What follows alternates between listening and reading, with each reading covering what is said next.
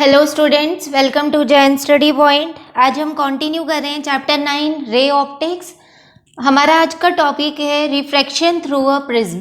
अब प्रिज्म की अगर बात करें, देखो प्रिज्म क्या होता है। It is a portion of transparent medium bounded by two plane faces inclined to each other. ये दोनों प्लेन सरफेसेस एक दूसरे के साथ इंक्लाइंड होंगे at a suitable angle. For example देखो, अगर हम यहाँ पे प्रिज्म का डायग्राम ड्रॉ करें, ये हमारे पास इस तरह से बनेगा। हम क्या करेंगे, पहले एक ट्राइंगल ड्रॉ कर लेंगे, फिर यहाँ पे हम एक और ट्राइंगल को ड्रॉ कर लेंगे, ठीक है। फिर इन साइड्स को हम यहाँ पे इस तरह से ज्वाइन कर देंगे, तो ये हमारे पास प्रिज्म बन जाएगा। This is the base of the prism, this is the base of the prism and these are the two refracting surfaces of the prism. These are the two refracting surfaces of the prism. This angle is called angle of prism. ठीक है, इस angle को हम क्या बोलते हैं, angle of prism. अब बात करते हैं refraction through a prism. A ray of light suffers two refractions on passing through a prism. जब प्रिज्म में से लाइट रे पास करेगी तो दो बार रिफ्लेक्शन होगा and hence deviates through a certain angle passing from its original path, और वो अपने ओरिजिनल पाथ से डेविएट होगी, ठीक है। अगर मान लो हम यहाँ पे रे डायग्राम ड्रॉ करें प्रिज्म के केस में, तो ये हमने प्रिज्म ले लिया लाइक दिस, ठीक है। अब हम क्या कर रहे हैं, यहाँ पे रे ऑफ लाइट को इंसिडेंट करवा रहे हैं like this. This is the incident ray. ये हमारे पास क्या है, this is the incident ray which is falling on the prism.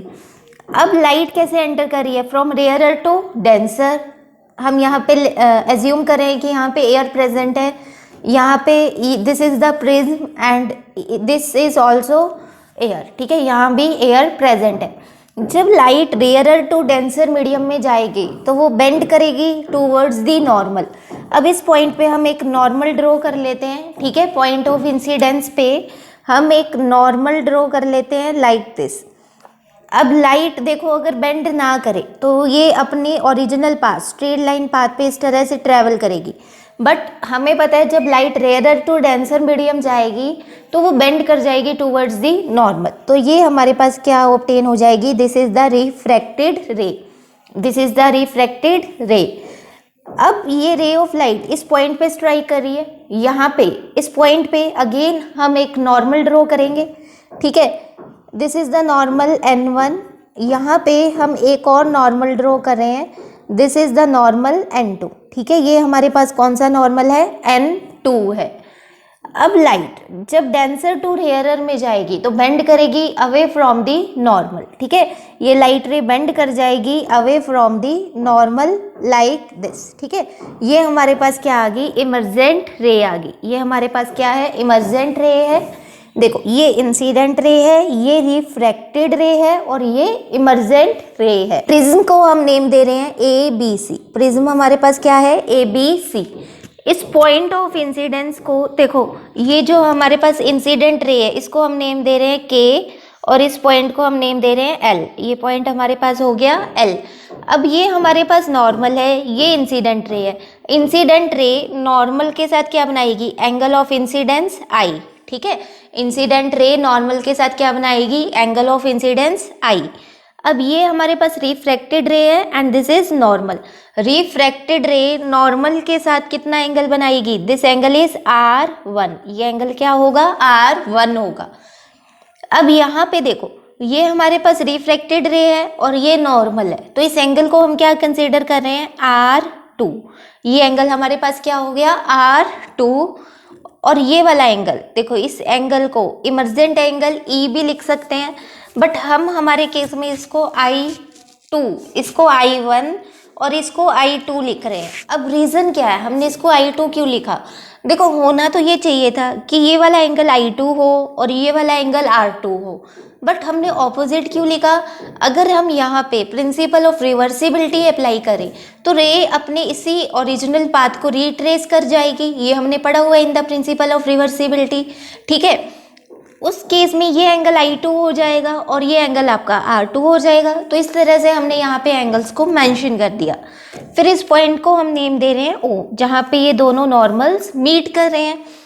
अब बात कर रहे हैं ये वाली जो इमर्जेंट रे है, देखो इमर्जेंट रे को हम नेम दे रहे हैं MN लाइक दिस।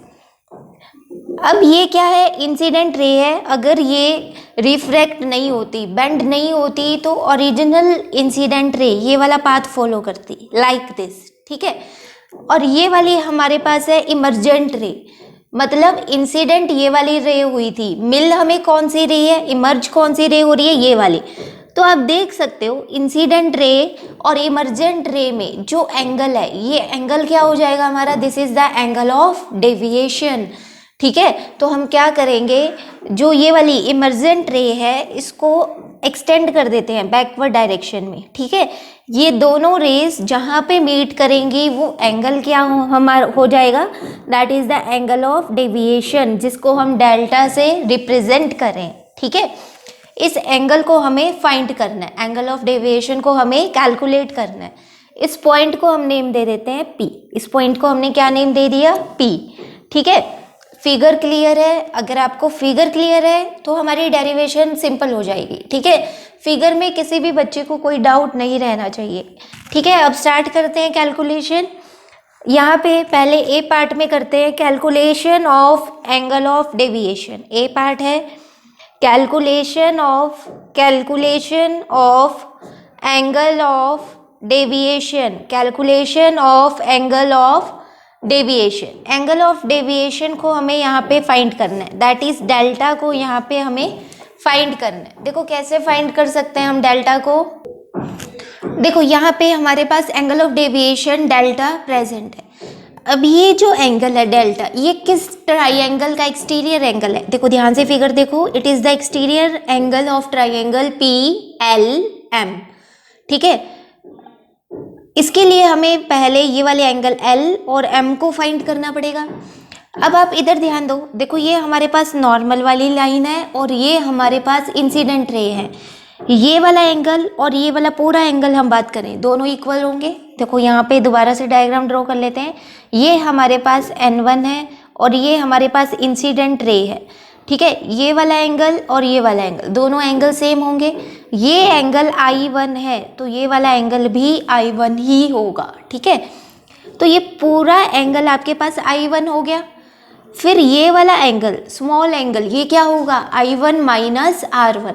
तो हम यहाँ पे लिख सकते हैं ये एंगल हमारा क्या बन जाएगा, बाहर लिख रहे हैं, ठीक है, क्योंकि अंदर देखो स्पेस नहीं है।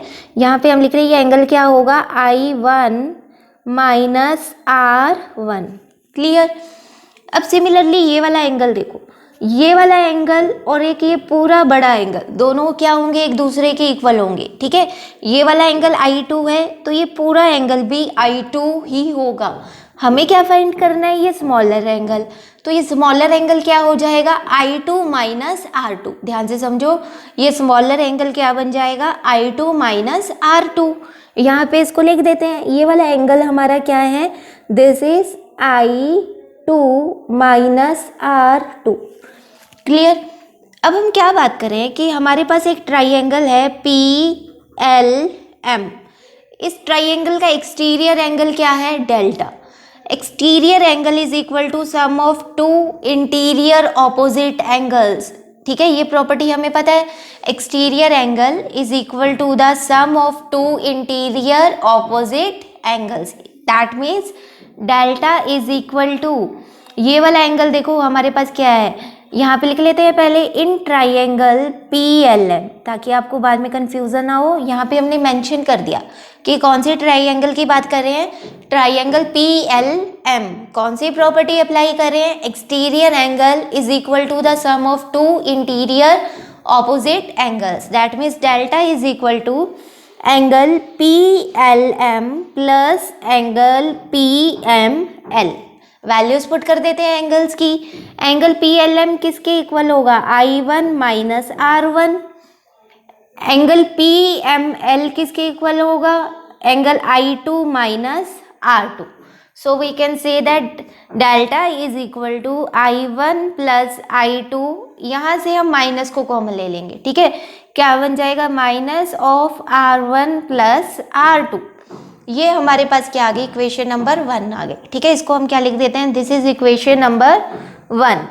अब फर्दर कैसे सॉल्व करेंगे, अब हम ये वाली अगर ट्राइंगल ले लें, देखो ये वाली, पहले हमने ये वाली ट्राइंगल ली थी, ट्राइंगल PLM।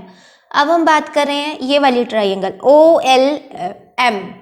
अब लिखो इन ट्राइंगल OLM, ट्राइंगल के तीनों एंगल्स का सम क्या होता है, 180 डिग्री, ठीक है। तो यहाँ पे देखो ये वाला एंगल R1 है, ये वाला एंगल R2 है और ये वाला एंगल O है। तो हमारे पास क्या बन जाएगा, R1 plus R2 plus angle O is equal to 180 degree. कौन सी प्रॉपर्टी यहाँ पे अप्लाई हुई, the sum of angles of triangle is 180 degree. यहाँ से एंगल O क्या आ जाएगा, it is 180 minus R1 minus R2, ठीक है। ये हमारे पास क्या आ गया, एंगल O की वैल्यू आ गई। क्लियर, ध्यान रखना है, पहले हमने क्या किया, ये वाली ट्राइंगल ले ली, ट्राइंगल PLM, फिर हमने क्या किया, ये वाली ट्राइंगल ले ली OLM। अब हम क्या कर रहे हैं, यहाँ पे क्वाड्रिलेटरल ले लेते हैं ALOM। देखो यहाँ पे क्वाड्रिलेटरल बन रहा है लाइक दिस, ठीक है। फिर यहाँ पे लिखेंगे इन क्वाड्रिलेटरल ALOM। देखो ध्यान से देखो इस क्वाड्रिलेटरल को, यहाँ पे हम दोबारा से एक बार ड्रॉ कर लेते हैं ताकि आपको कोई भी डाउट ना रहे। ये हमारे पास एक क्वाड्रिलेटरल है, this is A, this is L, this is O and this is M। ये वाले एंगल्स बताओ इनकी वैल्यू क्या होगी, कितने डिग्री के होंगे ये एंगल्स। देखो अगर आप फिगर को ध्यान से कंसीडर करो, ये हमारे पास क्या है, नॉर्मल है, ठीक है। देखो ये हमारे पास नॉर्मल है इस तरह से, ये नॉर्मल यहाँ पे देखो कितना एंगल बनाएगा, नॉर्मल का मतलब क्या, 90 डिग्री का एंगल, ठीक है। तो ये पूरा एंगल, जो ये पूरा एंगल है ALO, ये कितना होगा, इट इज 90 डिग्री। देखो यहाँ से आप समझो ये हमारे पास प्रिज्म की साइड है, दैट इज AB, ठीक है। इस तरह से है ना, हमें क्या करना है, ये वाला एंगल फाइंड करना है ALO। फिर हमने क्या किया, जो ये प्रिज्म की साइड है इसके ऊपर एक नॉर्मल ड्रॉ कर दिया लाइक दिस।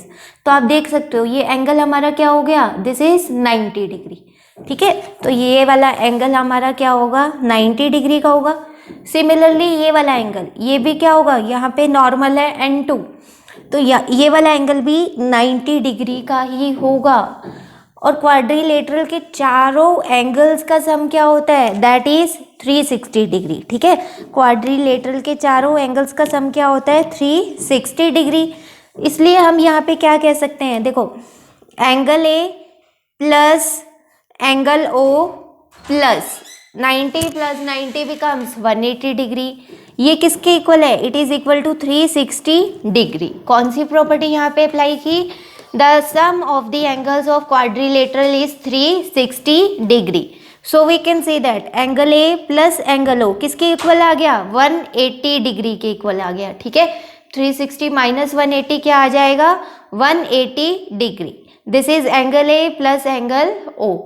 अब एंगल O की ये वाली वैल्यू यहाँ पे पुट करते हैं, ठीक है। देखो इसको सॉल्व करते हैं, क्या बनेगा, angle A plus 180 degree minus R1 minus R2 is equal to 180 degree. 180 degree से 180 डिग्री कैंसिल हो जाएगा। So we can say that angle A किसके इक्वल आ गया, it becomes equal to R1 plus R2, ठीक है। This is equation number 2, this is equation number 2। Angle A किसके equal आ गया, R1 प्लस R2 के इक्वल आ गया।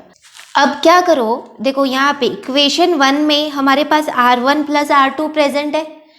R1 प्लस R2 किसके इक्वल आ गया, एंगल A के इक्वल आ गया। तो हमारे पास एंगल ऑफ डेविएशन डेल्टा किसके इक्वल आ जाएगा, it becomes equal to, delta is equal to I1 plus I2 minus A, ठीक है। This is the formula for angle of minimum deviation, ठीक है। ये वाला फॉर्मूला आपको कब अप्लाई करना है, जब रिफ्रैक्टिंग एंगल्स हमें लार्जर बिगर गिवन होंगे, ठीक है। ये फॉर्मूला कब एप्लीकेबल होगा, when there are bigger refracting angles. इसको नोट कर लो और इसको नेम दे देते हैं हम इक्वेशन नंबर 3। इस फॉर्मूले को हम इक्वेशन दे देते हैं इक्वेशन नंबर 3। यहाँ तक क्लियर है। अब देखो एक और फॉर्मूला हम यहाँ पे फाइंड करेंगे एंगल ऑफ डेविएशन का in terms of refractive index mu. देखो कैसे फाइंड करेंगे वो वाला फॉर्मूला हम यहाँ पे। अब हम क्या करेंगे, जो हमें ये पॉइंट गिवन है L, यहाँ पे स्नेल्स लॉ अप्लाई करते हैं, ठीक है। लिखो applying Snell's law at point L। देखो एयर है, एयर का रिफ्रैक्टिव इंडेक्स कंसीडर कर लो μ1 है, प्रिज्म का रिफ्रैक्टिव इंडेक्स हम μ2 ले रहे हैं, तो क्या बन जाएगा μ1 sin I1 is equal to μ2 sine, यहाँ पे देखो ये वाला एंगल हमारे पास क्या है R1, यहाँ पे क्या आ जाएगा μ2 sign R1।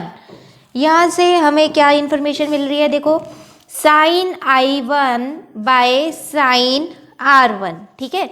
Sign I1 by sine R1 किसके इक्वल होगा, μ2 by μ1, refractive index of prism with respect to air, it is equal to mu, ठीक है। μ2 बाय μ1 को हम म्यू लिख रहे हैं। ये हमारे पास आ गया sine I1 by sine R1। If angles are small, अगर एंगल स्मॉल है, इफ एंगल्स आर स्मॉल, तो हमें पता है साइन I1 किसके इक्वल होगा, I1 के, साइन R1 किसके इक्वल होगा, R1 के। तो क्या बन जाएगा ये I1 by R1 is equal to mu.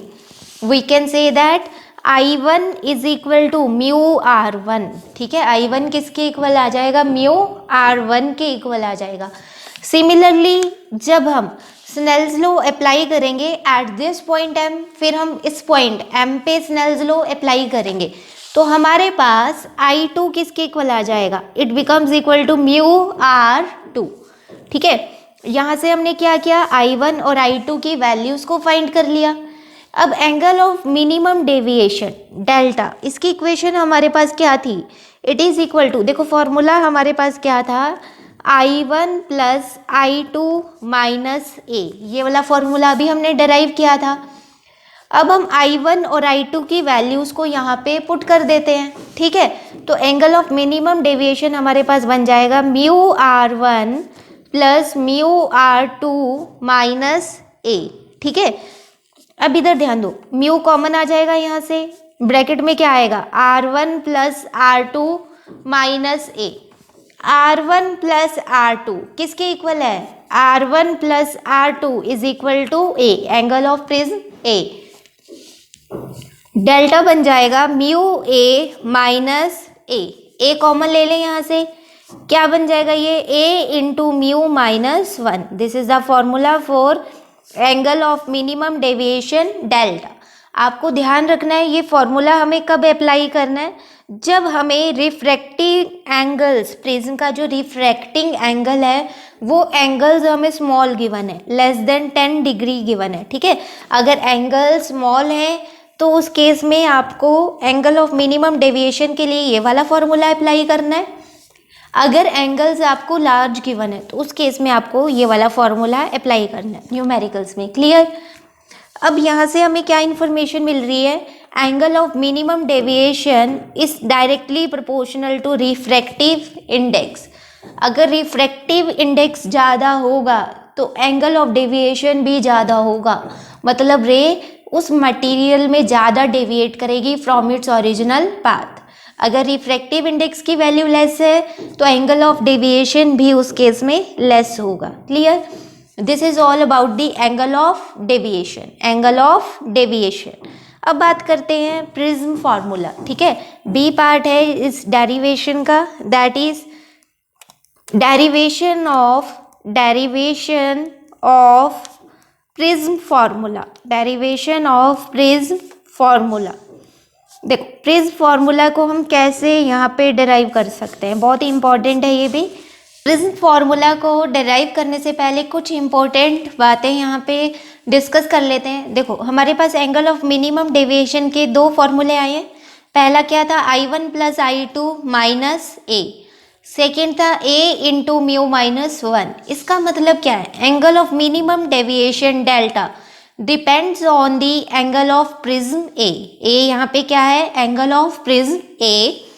Angle of incidence, देखो एंगल ऑफ इंसिडेंस पे डिपेंड कर रहा है, and also on the nature of material of the prism, it is directly proportional to refractive index. ठीक है, so we can say that delta किस किस पे डिपेंड कर रहा है, एंगल ऑफ प्रिज्म पे, एंगल ऑफ इंसिडेंस पे, and on the nature of material of the prism.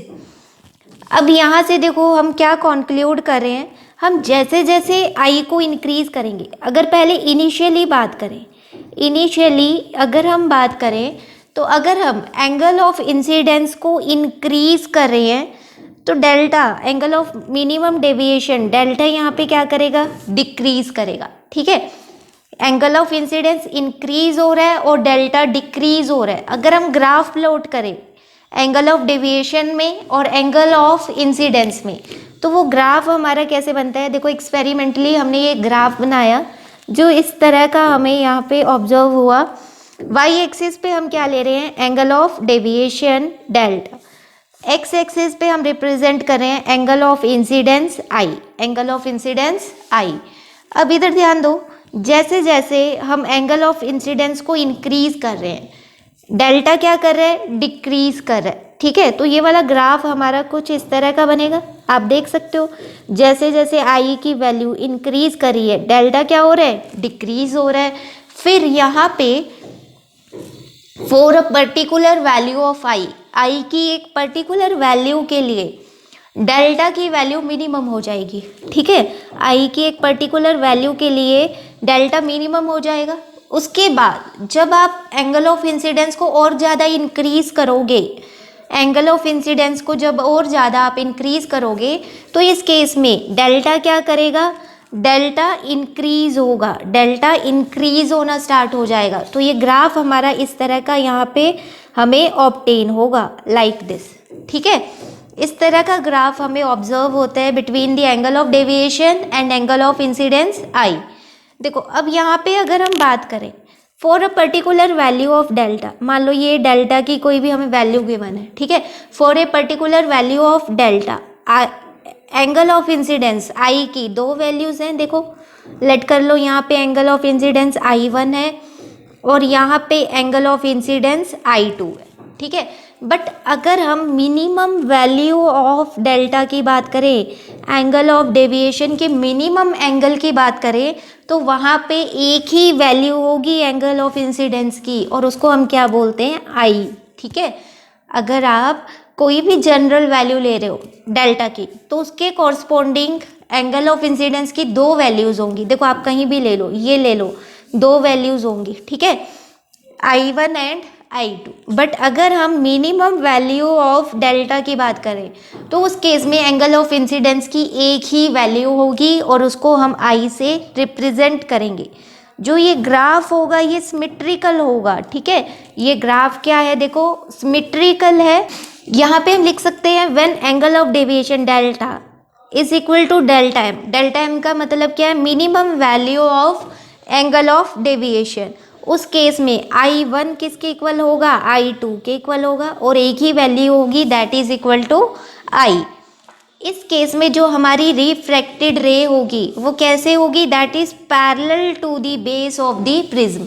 जैसा कि हम देखो फिगर में ड्रॉ करते हैं, ये हमारे पास रिफ्रैक्टेड रे है, it is parallel to the base of the prism. ये कौन सा केस है, it is the minimum angle of deviation, delta minimum का केस है ये। अब इस रिजल्ट को मैथमेटिकली भी देखो हम प्रूव कर सकते हैं। ये तो था ग्राफिकली, अब मैथमेटिकली देखते हैं। देखो I1 is equal to I2 is equal to I को हम कैसे प्रूव करेंगे। ठीक है, उसके लिए देखो यहाँ पे हम ऐसे करेंगे, angle of minimum deviation delta का फॉर्मूला लिख लेते हैं जो हमने डिराइव किया था। देखो क्या फॉर्मूला हमने यहाँ पे डिराइव किया था, डेल्टा किसके इक्वल है, it is equal to, delta is equal to I1 plus I2 minus A. ये हमारे पास क्या है, angle of minimum deviation delta है। ठीक है, I1 प्लस I2 को देखो हम ऐसे लिख सकते हैं, I1 को क्या लिख सकते हैं, रूट ऑफ I1 का होल स्क्वायर। देखो इसको सॉल्व करोगे I1 ही बन जाएगा आपके पास। I2 को क्या लिख सकते हैं, रूट ऑफ I2 का होल स्क्वायर माइनस ए। क्लियर।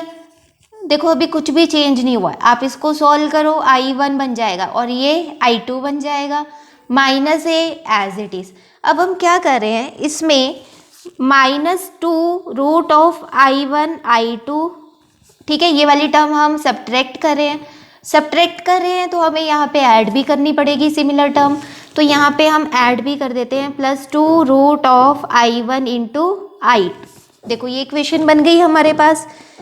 अब इधर ध्यान दो, देखो A square plus B square -2ab किसका फॉर्मूला होता है, it is a minus B का होल स्क्वायर। तो यहाँ पे हम लिख सकते हैं डेल्टा किसके इक्वल होगा, it is equal to a हमारा क्या है, root of I1 minus b क्या है, root of I2 whole square.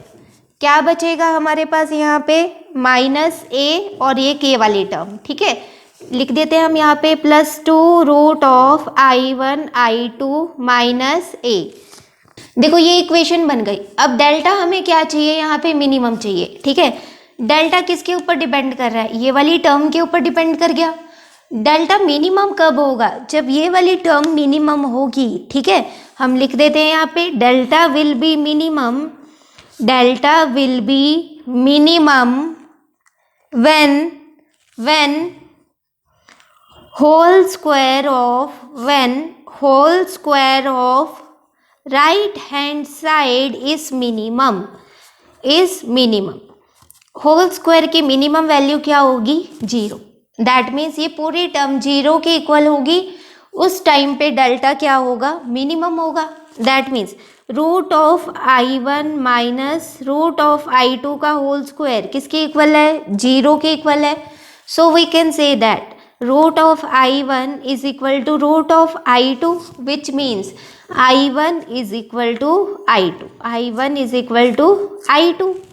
यही देखो हमें प्रूव करना था कि जब डेल्टा मिनिमम होगा उस केस में I1 किसके इक्वल होगा, I2 के इक्वल होगा, और उसको हम क्या कंसीडर करेंगे, I ही कंसीडर करेंगे। अगर आप ये प्रूव करना चाहते हो तो प्रूव करके दिखा सकते हो, अदरवाइज आप ये सीधा भी लिखोगे तब भी आपकी डेरिवेशन गलत नहीं होगी, ठीक है। डेल्टा मिनिमम के केस में I1 I2 के इक्वल होगा, जिसको हम क्या कंसीडर कर रहे हैं, I कंसीडर कर रहे हैं, एंगल ऑफ इंसिडेंस I। अब बात करते हैं, देखो जब I1 और I2 दोनों इक्वल हैं तो उस केस में R1 किसके इक्वल होगा, R2 के इक्वल होगा, which is equal to R। Clear. जब I1 I2 के इक्वल है तो उस केस में R1 किसके इक्वल होगा, देखो ये दोनों टर्म्स इक्वल हो गई, I1 is equal to I2, तो R1 किसके इक्वल हो जाएगा, R2 के इक्वल हो जाएगा, जिसको हम क्या कंसीडर कर रहे हैं, R। ठीक है। अब देखो यहाँ पे एंगल ऑफ डेविएशन का फॉर्मूला क्या है, minimum value of angle of deviation that is equal to I1 plus I2 minus A। ये हमारे पास फॉर्मूला होता है एंगल ऑफ डेविएशन का। अब I1 किसके इक्वल है, I के, I2 किसके इक्वल है, I के माइनस A, तो ये क्या बन जाएगा 2I माइनस A। ठीक है। यहाँ पे minimum value of angle of deviation क्या बन गई, 2I माइनस A। यहाँ से 2I देखो क्या बन जाएगा, delta M plus A। From this angle of incidence I becomes equal to delta M plus A by 2. This is the formula for angle of incidence I in case of prism। ठीक है, ये हमारे पास angle of incidence I की value आ गई। Refractive index mu का यहाँ पे formula derive करना है। ठीक है, तो देखो हम कैसे कर सकते हैं, according to Snell's law mu किसके इक्वल है, sine I by sine R के इक्वल है। ठीक है, हमने देखो यहाँ पे स्नेल्स लॉ अप्लाई भी किया था। जब हम स्नेल्स लॉ अप्लाई करेंगे तो म्यू किसके इक्वल आएगा, sign I1 by sine R1। हम क्या कह रहे हैं, I1 किसके इक्वल है, I के, R1 किसके इक्वल है, R के, तो म्यू क्या बन जाएगा, sine I by sine R। I की वैल्यू पुट कर दें यहाँ पे, म्यू क्या होगा, sine into delta M plus A by 2 ठीक है। एंगल ऑफ इंसिडेंस आई क्या है, delta M plus A by two upon sine R. देखो आर यहाँ पे क्या होगा, आर हमें यहाँ पे फाइंड करना पड़ेगा, ठीक है। आर को हम कैसे फाइंड कर सकते हैं, हमारे पास एक इक्वेशन आई थी जिसमें हमने लिखा था, इक्वेशन नंबर टू थी हमारे पास, that is angle A is equal to R1 plus R2। अब हम क्या कह रहे हैं कि जब हमारा डेल्टा मिनिमम है उस केस में R1 R2 के इक्वल होगा, जिसको हम R कंसीडर कर रहे हैं। तो एंगल ए क्या बन जाएगा, R plus R becomes 2R, ठीक है। तो यहाँ से R क्या आ जाएगा, A बाई टू। R क्या आ जाएगा यहाँ पे, A by two. Refractive index mu देखो यहाँ पे क्या बन जाएगा, sine A plus delta M by two upon sine R को हम क्या लिख सकते हैं, A by two. This is the formula for refractive index in case of prism, ठीक है।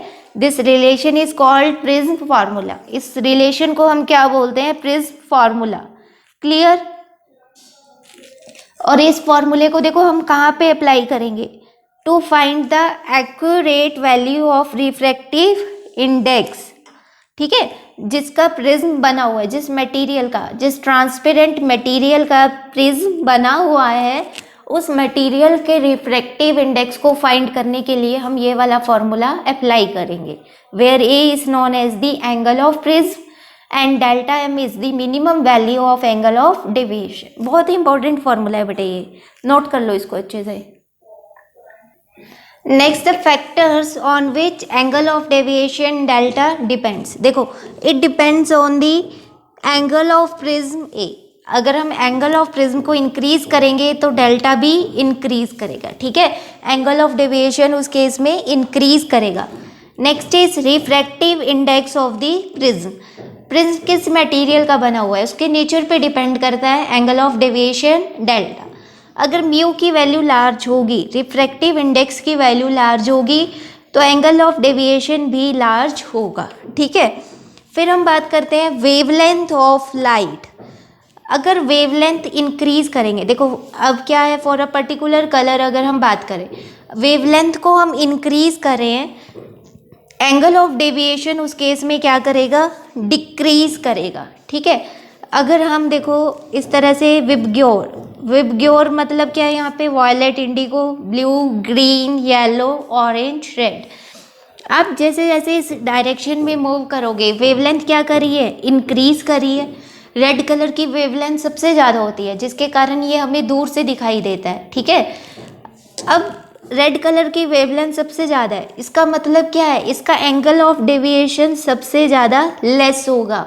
रेड लाइट डेविएट नहीं करेगी, it deviates very less as compare to the other coloured rays of light, ठीक है। तो इसका मतलब क्या है, सबसे ज़्यादा डेविएशन कौन से कलर की होगी, वॉयलेट कलर की होगी, और सबसे लेस डेविएशन कौन से कलर की होगी, रेड कलर की होगी, ठीक है। तो हम यहाँ पे लिख सकते हैं the deviation of violet colour is much greater than the deviation of red colour, ठीक है। इस तरह से 1 मार्क क्वेश्चंस बनते हैं आपके। So this is all about the refraction through a prism, ठीक है। अच्छे से इसको स्टडी कर लो। अब नेक्स्ट हम स्टडी करेंगे dispersion of light. Next is dispersion of light. Dispersion क्या है, इट इज द प्रोसेस और it is the phenomena of splitting of beam of white light into its constituent colors on passing through a prism। देखो prism में से जब हम white light को पास करवाएंगे तो ये अपने 7 कॉन्स्टिट्यूएंट कलर्स में ब्रेक हो जाएगी, एक स्पेक्ट्रम हमें बनता हुआ दिखाई देगा। उस स्पेक्ट्रम को, उस बैंड को हम क्या बोलते हैं, डिस्पर्जन ऑफ लाइट, ठीक है। The band of 7 colours so obtained is called visible spectrum. देखो फॉर एग्जाम्पल हमारे पास ये एक प्रिज्म है, हमने एक प्रिज्म ले लिया, इस प्रिज्म पे हम लाइट को इंसिडेंट करवा रहे हैं, this is the ray of white light. अब ये लाइट जब रेयरर टू डेंसर मीडियम में एंटर करेगी, this is rarer medium and this is denser, ये हमारे पास डेंसर मीडियम है। जब light rarer to denser enter करेगी तो ये बेंड करेगी टूवर्ड्स द नॉर्मल, ठीक है। जब लाइट रेयरर टू डेंसर जाती है तो बेंड करती है टूवर्ड्स दी नॉर्मल। इस तरह से देखो ये लाइट यहाँ पे बेंड कर जाएगी, ठीक है। ये 7 कलर्स में ब्रेक हो जाएगी, हर एक कलर डिफरेंट एंगल पे बेंड करेगा, ठीक है। तो इस तरह से हमें यहाँ पे 7 रेज ऑब्टेन होंगी लाइक दिस, क्लियर। फिर ये rays denser to rarer medium में ट्रैवल करेंगी, अगेन ये बेंड हो जाएंगी away from the normal like this, ठीक है। ये बेंड करिए away from the normal as the rays are passing through denser to rarer medium.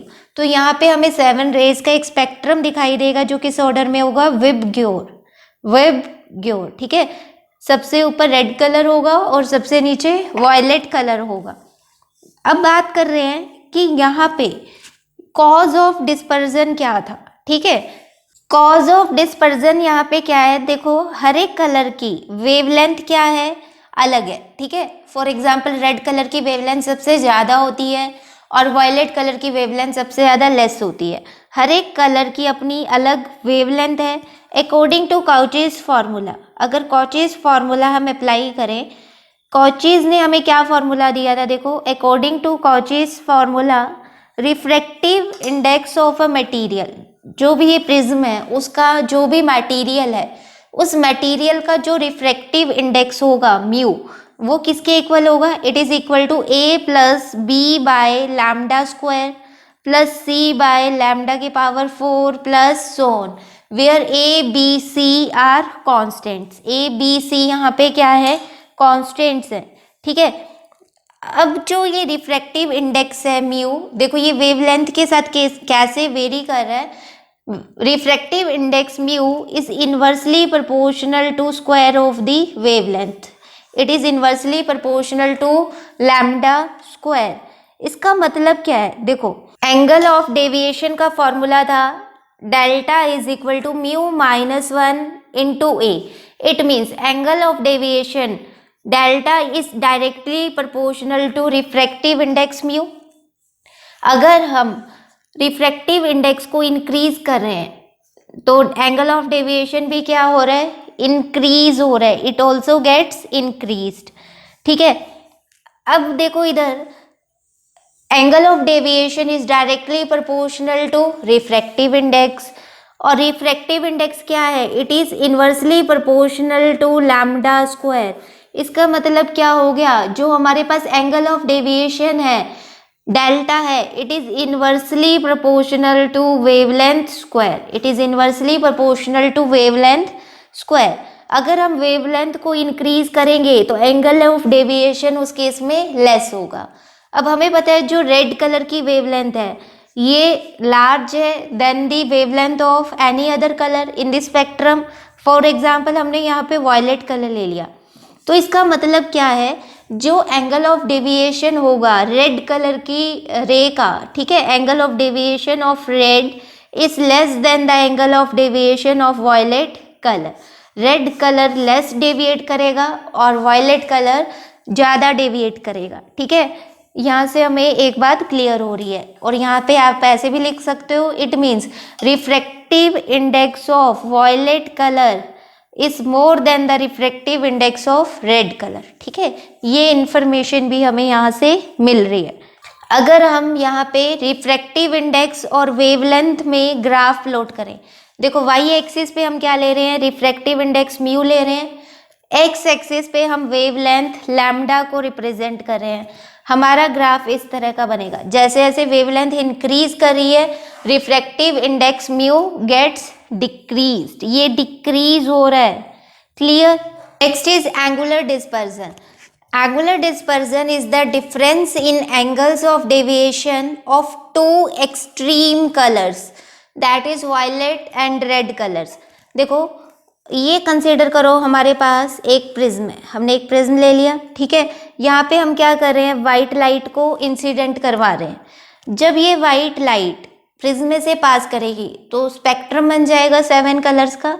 अब हम यहाँ पे एक्सट्रीम कलर्स की बात कर रहे हैं। अगर ये लाइट यहाँ पे देखो रिफ्लेक्ट नहीं होती, बेंड नहीं होती, तो इस तरह से स्ट्रेट पाथ में ट्रेवल करती थ्रू दी प्रिज्म। बट हमें पता है जब ये रेयरर टू डेंसर मीडियम में ट्रेवल करेगी तो ये रिफ्रैक्शन शो करेगी, ठीक है, बेंड करेगी टूवर्ड्स दी नॉर्मल। तो यहाँ पे एक्सट्रीम कलर्स को कंसीडर करेंगे, ठीक है। सबसे ऊपर हमारा कौन सा कलर होता है, रेड। ये रेड कलर की रे आ गई हमारे पास। जब ये डेंसर टू रेयरर आएगी तो अगेन ये बेंड कर जाएगी लाइक दिस, ठीक है। ये रेड कलर की रे हमें यहाँ पे ऑब्टेन हो रही है। फिर यहाँ पे देखो एक्सट्रीम जो स्पेक्ट्रम का सबसे नीचे वाला कलर होगा वो कौन सा होता है, वॉयलेट। तो हम यहाँ पे क्या कर रहे हैं, वॉयलेट रे को कंसीडर कर रहे हैं। जब वो प्रिज्म से बाहर आएगा तो वो भी डेविएट हो जाएगी लाइक दिस इज रे फॉर वॉयलेट कलर। अब देखो हमें क्या बताना है, एंगुलर डिस्पर्जन बताना है। ये किसके इक्वल होता है, it is the difference in angle of deviation of two extreme colours. देखो यहाँ पे डेल्टा आर क्या रिप्रेजेंट कर रहा है, angle of deviation of red colour, ठीक है। ये कौन से कलर का डेविएशन है, रेड कलर का है। फिर डेल्टा वी क्या रिप्रेजेंट कर रहा है, angle of deviation of violet colour. कौन से कलर की ये डेविएशन है, वॉयलेट कलर की ये डेविएशन है, ठीक है। डिफरेंस क्या होगा, देखो डिफरेंस इन डेविएशन क्या होगा, it is delta mu minus delta are. अब कुछ बच्चों के माइंड में ये क्वेश्चन आ रहा होगा कि हम इसको delta R minus delta mu क्यों नहीं लिख सकते। देखो बेटे, अगर आप डेविएशन देखो, ये हमारे पास क्या है, ओरिजिनल रे है विदाउट एनी रिफ्रैक्शन। डेविएशन देखो किस केस में ज़्यादा है, इस केस में ये वाली डेविएशन है रेड कलर की, उसमें इसको हम ऐसे रिप्रेजेंट कर देते हैं डेल्टा आर से। ये वाली डेविएशन किस केस में है, वॉयलेट कलर में है, जिसको हम डेल्टा वी से रिप्रेजेंट कर रहे हैं। तो आप देख सकते हो डेविएशन किस केस में, किस कलर में ज़्यादा है, दैट इज वॉयलेट। इसलिए हम इसको delta V minus delta R से रिप्रेजेंट कर रहे हैं। अब एंगल ऑफ डेविएशन का फॉर्मूला हमारे पास क्या होता है, it is mu minus 1 into A, where A is the angle of prism, ठीक है। डेल्टा वी वॉयलेट कलर के लिए क्या बन जाएगा, it is mu V minus 1 into A. Delta R किसके इक्वल होगा, it is mu R minus 1 into A. अब दोनों को सब्ट्रैक्ट कर देते हैं, ठीक है।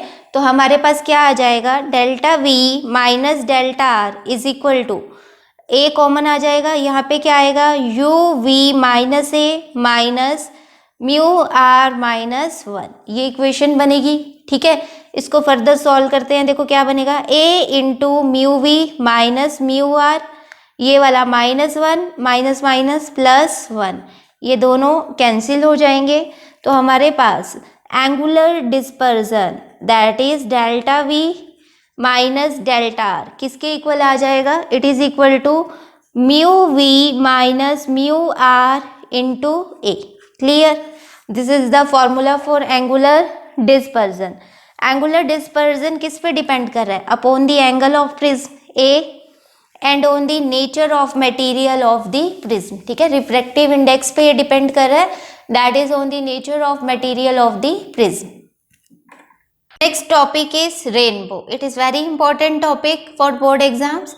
देखो रेनबो क्या है, it is a spectrum of sunlight in nature. Sunlight का जो स्पेक्ट्रम नेचर में बनता है उसको हम क्या बोलते हैं, rainbow. Rainbows are known as a smile in the sky. The phenomena that occurs due to combined effect of dispersion, refraction and TIR, total internal reflection of sunlight by spherical drops of water is called rainbow। देखो अब हमारे atmosphere में जब बारिश होती है, rain होती है, ठीक है, तो बहुत सारे वाटर ड्रॉपलेट्स प्रेजेंट होते हैं जो क्या करते हैं, टीनी प्रिज्म की तरह एक्ट करते हैं, जिनके ऊपर जब सनलाइट फॉल करती है, ठीक है। देखो हमारे क्या है, एटमॉस्फेयर में बहुत सारे वाटर पार्टिकल्स प्रेजेंट है। इन वाटर पार्टिकल्स पे जब सनलाइट फॉल करती है तो वो क्या करते हैं, सनलाइट को डिस्पर्स करवा देते हैं, इट अंडरगोज डिस्पर्जन, ठीक है। डिस्पर्जन के बाद वो 7 कलर्स के बैंड में स्प्लिट हो जाएगी, एक स्पेक्ट्रम बन जाएगा। फिर TIR होगा, टोटल इंटरनल रिफ्लेक्शन होगा इनसाइड द वाटर ड्रॉपलेट, और फिर रिफ्रैक्शन होगा। ठीक है, ये सारे फिनोमेना कंबाइन करके क्या फॉर्म करते हैं, रेनबो। ठीक है, अब हम बात करते हैं टाइप्स ऑफ रेनबो। दो तरह की टाइप्स होती है रेनबो की।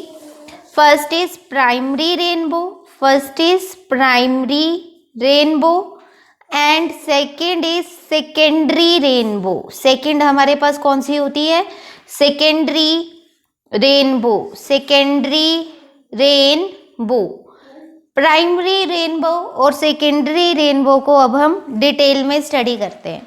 देखो, प्राइमरी रेनबो के केस में क्या होगा, मान लो ये हमारे पास क्या है, वाटर ड्रॉपलेट है। हमने क्या किया, एक वाटर ड्रॉपलेट ले ली लाइक दिस। इसका साइज बिगर ले रहे हैं ताकि हम बहुत अच्छे से सारे फिनोमेना को समझ सकें। ठीक है, तो पहले एक बात का आपको ध्यान रखना है कि जो प्राइमरी रेनबो होगा, ठीक है, प्राइमरी रेनबो में एक बार TIR होगी, टोटल इंटरनल रिफ्लेक्शन होगी, और 2 बार इसमें रिफ्रैक्शन होगी, 2 बार इसमें रिफ्रैक्शन होगी। ठीक है, अब कंसीडर करो ये हमारे पास क्या है, सनलाइट है, दिस इज सनलाइट। अब ये सनलाइट देखो, एयर से जब वाटर ड्रॉप में एंटर करेगी, रिफ्रैक्शन होगा इस पॉइंट पे। लाइट कैसे एंटर कर रही है, from rarer to denser medium. ठीक है, नॉर्मल कैसे होगा, नॉर्मल देखो स्फेरिकल सरफेस है तो सेंटर से पास करता होगा, ये हमारा क्या हो जाएगा, नॉर्मल हो जाएगा। अब लाइट जब रेयरर टू डेंसर जाएगी तो बेंड करेगी टुवर्ड्स दी नॉर्मल, तो ये लाइट इस तरह से यहाँ पे बेंड कर जाएगी। हम यहाँ पे देखो बात करते हैं, पहले देखो इस पॉइंट पे एक तो रिफ्रैक्शन हो रहा है। ठीक है, इस पॉइंट पे क्या हो रहा है, रिफ्रैक्शन हो रहा है। सेकंड थिंग, जब सनलाइट वाटर ड्रॉप के अंदर एंटर करेगा तो यहाँ पे डिस्पर्जन भी हो जाएगा, वो 7 कलर्स में स्प्लिट हो जाएगी। ठीक है, अब हम यहाँ पे 2 एक्सट्रीम कलर्स को ही शो करेंगे, बाकी कलर्स को हम यहाँ पे शो नहीं करें। तो यहाँ पे हमारे पास क्या होगी, जो रेड कलर वाली रे होगी वो इस तरह से बेंड कर जाएगी टुवर्ड्स दी नॉर्मल। ठीक है, ये रेड वाली है। सेकंड हमें इसमें मिलेगी वॉयलेट कलर वाली। ठीक है, एक्सट्रीम कलर्स को हम कंसीडर करें, वॉयलेट वाली रे इस तरह से हमें यहाँ पे ऑब्टेन हो जाएगी। आप समझ रहे हो, ये रेड कलर वाली है और ये वॉयलेट कलर वाली है। अब ये दोनों रेस यहाँ पे जब इंसिडेंट होगी, अगर यहाँ पे angle of incidence greater than critical angle होगा तो TIR हो जाएगा। TIR का मतलब क्या है, ये रेस जिस मीडियम से आ रही हैं उसी मीडियम में दोबारा से रिफ्लेक्ट हो जाएंगी। तो TIR देखो कैसे होगा, यहाँ पे जो ये रेड वाली रे है, ये रेड वाली रे देखो टोटली रिफ्लेक्ट हो जाएगी लाइक दिस। ठीक है, फिर वॉयलेट कलर वाली रे की अगर बात करें तो वॉयलेट कलर वाली रे देखो इस तरह से यहाँ पे रिफ्लेक्ट हो जाएगी। अब ये दोनों रेस जब यहाँ पे फॉल करेंगी, अगेन रिफ्रैक्शन होगा। अब ये वाटर ड्रॉप से बाहर एयर में आ रही हैं तो रिफ्रैक्शन होगा।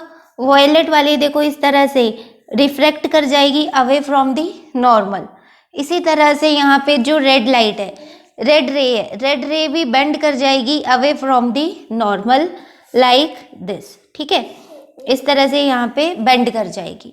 फिर हमारे पास क्या है, यहाँ पे ऑब्जर्वर है। ठीक है, हम क्या कर रहे हैं, यहाँ पे ऑब्जर्वर ले रहे हैं। ये वाला एंगल देखो, ये वाला एंगल वॉयलेट कलर वाली जो रे है यहाँ मेंशन कर देते हैं। ठीक है, ये जो ब्लैक पेन से मैंने रिप्रेजेंट किया ये कौन सी है, वॉयलेट कलर वाली रे है, और रेड वाली कौन सी है, रेड कलर की। ठीक है, अब देखो ये वाला जो एंगल यहाँ पे बनता है, ये एंगल कितना होता है, वॉयलेट के लिए 40 डिग्री का होता है और रेड के लिए ये एंगल 42 डिग्री का होता है। ठीक है, रेड के लिए 42 डिग्री और वॉयलेट के लिए 40 डिग्री का होता है। तो यहाँ पे ऑब्जर्वर को देखो, अब ऑब्जर्वर की जो आईज है, ठीक है, लेट कर लो यहाँ पे क्या है, ऑब्जर्वर की आईज है, उसके लिए देखो रेस कैसी होनी चाहिए, स्ट्रेट लाइन। ठीक है, वो स्ट्रेट लाइन पाथ को ही देख सकती हैं।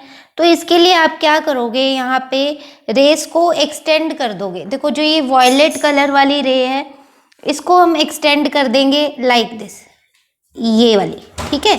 ये रे कौन सी होगी, वॉयलेट। अब रेड वाली को जब आप एक्सटेंड करोगे, देखो ये हमारे पास क्या है, रेड वाली रे, ये रेड वाली रे, ठीक है। इस तरह से रिफ्रैक्ट हो गई। रिफ्रैक्टेड रे को जब आप एक्सटेंड करोगे तो यहाँ पे आपको रेड वाली रे दिखाई देगी, ठीक है। तो ऑब्जर्वर के लिए देखो कौन सी रे ऊपर है, रेड वाली, और नीचे कौन सी रे दिखाई देगी उसे, वॉयलेट वाली, ठीक है। तो जो प्राइमरी रेनबो होता है उसमें रेड कलर ऊपर होगा और वॉयलेट कलर नीचे होगा, और ये वाला रेनबो सेकेंडरी रेनबो के कंपैरेटिवली ब्राइट भी होता है, ठीक है। It is brighter then the secondary rainbow. देखो क्लियर है, प्राइमरी रेनबो के केस में एक बार TIR होगा और 2 बार रिफ्रैक्शन होगी, एक बार यहाँ पे हो रही थी और एक बार यहाँ पे रिफ्रैक्शन हो रही है, ठीक है। ये हमारे पास क्या है, सनलाइट। जब सनलाइट रेन ड्रॉप में एंटर करेगी तो वो डिस्पर्स हो जाएगी। हम 2 कलर्स ले रहे हैं, रेड एंड वॉयलेट। ये हमारे पास रेड वाली हो गई और ये हमारे पास वॉयलेट कलर वाली रे है। फिर यहाँ पे जब incidence angle greater than critical angle होगा तो TIR होगा। ये दोनों रेज टोटली इंटरनली रिफ्लेक्ट कर जाएंगी लाइक दिस।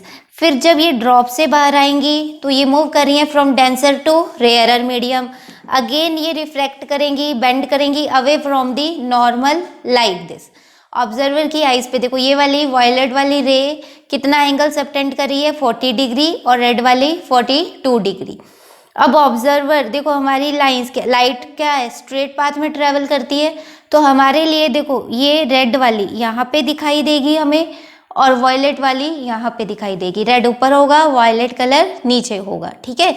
और ये वाली जो रेनबो होगी it is brighter then the secondary rainbow. Clear. अब हम बात करते हैं सेकेंडरी रेनबो के बारे में। अब बात करते हैं सेकेंडरी रेनबो के बारे में। सेकेंडरी रेनबो के केस में 2 बार टोटल इंटरनल रिफ्लेक्शन होगा और 2 बार ही रिफ्रैक्शन होगी, ठीक है।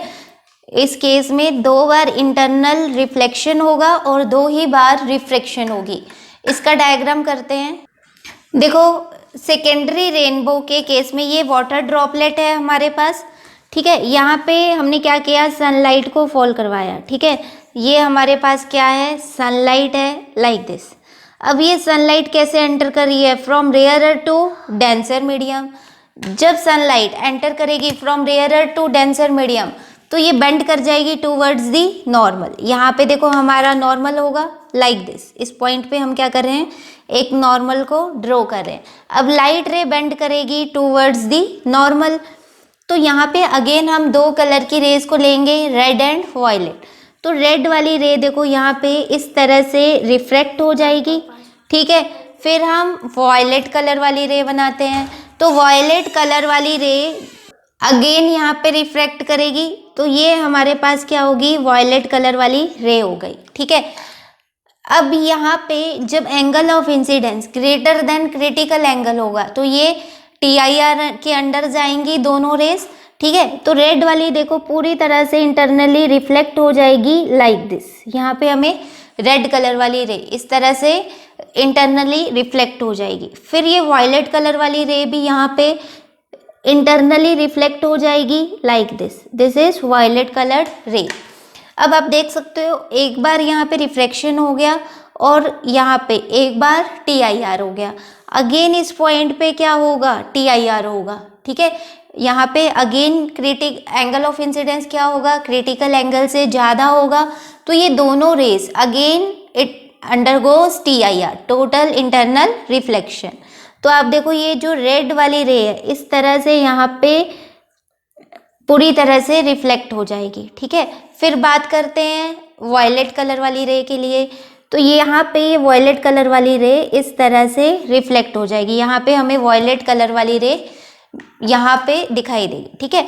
फिर क्या होगा, जब ये रेस वाटर ड्रॉपलेट से बाहर आएंगी तो अब ये मूव कर रही है from denser to rarer medium.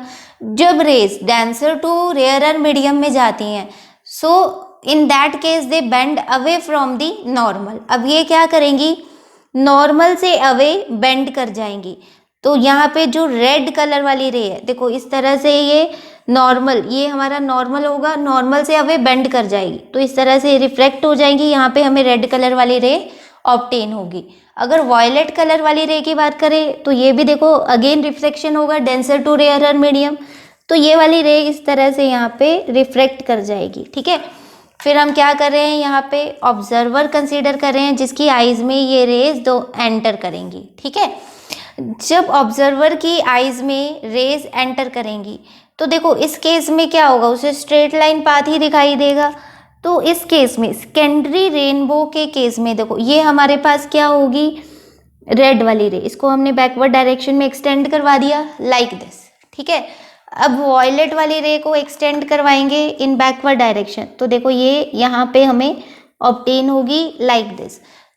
तो सेकेंडरी रेनबो के केस में आप देख सकते हो ऊपर हमें वॉयलेट कलर दिखाई देगा और नीचे हमें रेड कलर दिखाई देगा।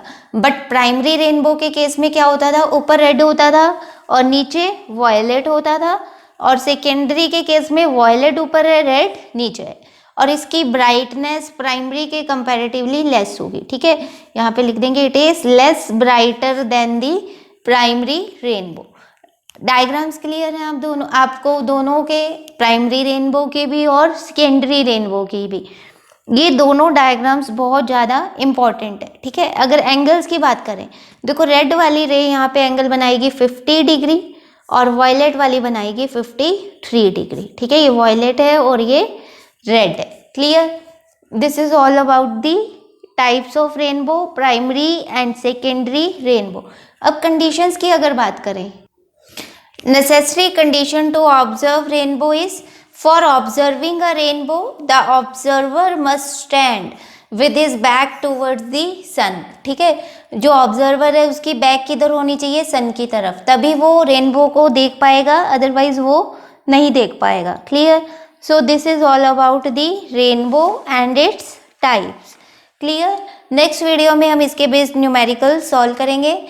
Thank you so much.